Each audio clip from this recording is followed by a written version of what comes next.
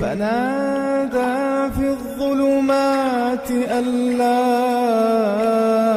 إله إلا أنت سبحانك إني كنت من الظالمين. Kalau antum nanti melekat jabatan, itu antum akan hadir godaan dalam diri atau dalam sekitaran. Nanti saya ajarkan doa dalam Al-Quran. Ya, kalau sudah ada kedudukan, nanti ada doa dalam Al-Quran. Bagaimana caranya antum dijaga?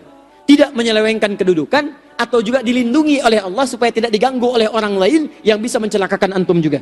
Was di antara doanya, Quran surah ke-21. Kalau ingin dicatat silakan. Ayat 87 sampai dengan 88. Ini doanya Nabi Yunus alaihissalam. Zikirnya amalkan nih zikirnya. Wa dhannuni idh dhahaba mughadiba fa dhanna lan naqdir alayhi fanada fi dhulumati. Ayo, apa doanya Nabi Yunus? La ilaha illa subhanaka inni kuntu minal. Taib. Amalkan itu. Ya. Beliau punya kedudukan, dakwah pada umatnya diganggu sampai kemudian naik ke kapal, kemudian dilukai, ya. Dilukai dalam arti dilemparkan ke lautan, ditelan oleh ikan paus. Saya mau tanya pada Anda, maaf teman-teman, maaf, kalau ditelan ikan paus itu, kira-kira di dalamnya gelap atau terang? Sudah pernah masuk? Gelap. Baik, kira-kira pengap atau enggak? Pengap. Sakit atau tidak? Sakit. Ini yang paling dahsyat. Tahu Anda, ketika beliau mengamalkan zikir tadi, La ilaha illa anta subhanaka inni kuntu minadh dhalimin. Fastajabna lahu. Kami jawab itu. Yang paling menarik, kami selamatkan dia. Beliau itu kan masuknya ke perut ikan apa? Ditelan ikan apa? Paus. Tapi saat Allah mengatakan kami selamatkan, redaksi ikannya dibuang, gak ada redaksi ikan. Fanajjainahu minal ghammi. Kami selamatkan dia dari awan gelap yang menyelimuti. Gham, sesuatu yang gelap membuat pekat. Seakan-akan sulit membuat gerakan kita. Gelap, pekat. Jadi Allah memberikan gambaran peristiwanya yang luas, bukan contoh kasusnya. Seakan-akan ingin menggambarkan ada orang di kemudian hari, walaupun tidak ditelan ikan paus, tapi dia punya persoalan yang membuat dia seakan-akan gelap, pekat. Suasana terang, tapi saking sulitnya masalah, jalan goyang, seakan gelap.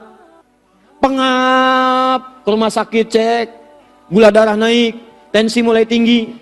Makanan mulai nggak enak. Kenapa? Persoalan. Ada ancaman, ada teror, ada ini, ada itu. Gelap. Dan hebatnya belum selesai ayatnya. Wa kadzalika nunjil mu'minin. Demikian pula kalau ada orang beriman mengalami peristiwa yang sama, dia mengamalkan zikirnya Nabi Yunus alaihi salam dan Nun, kami akan selamatkan mereka seperti Allah menyelamatkan Yunus alaihi salam. Paham?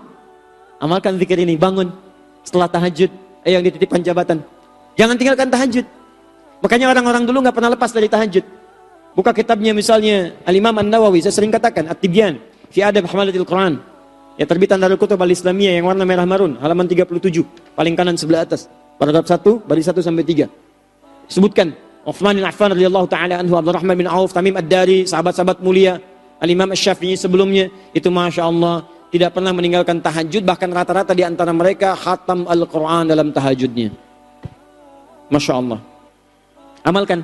Rabbin fa'ana bima 'allamtana, Rabbi 'allimna alladzi yanfa'una, nabi ta'allumi wa tawassalna bi ta'limi, antarzuqanal wasi'a wa antarzuqanal amanah.